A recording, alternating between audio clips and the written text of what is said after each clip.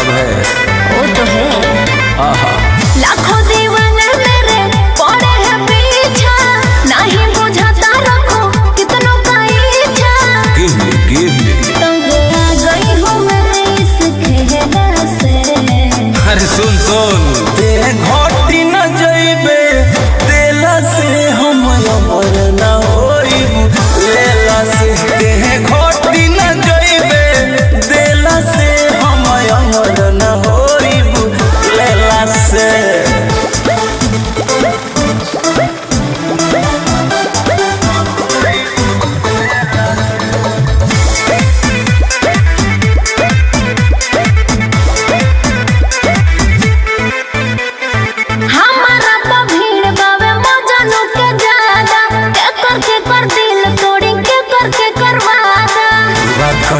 बोला मजा हमरा से जदी ते पा जाइबे सब मजनू के अपना भुला जाइबे।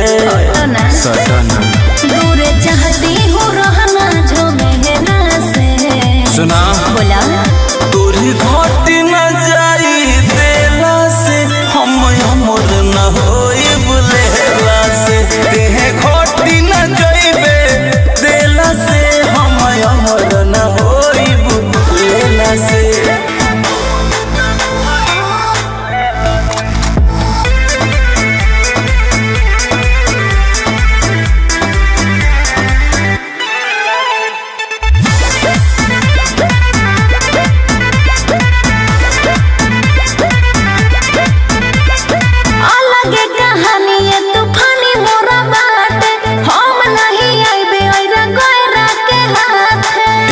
भूल जाओगी सबको भूल जाओगी।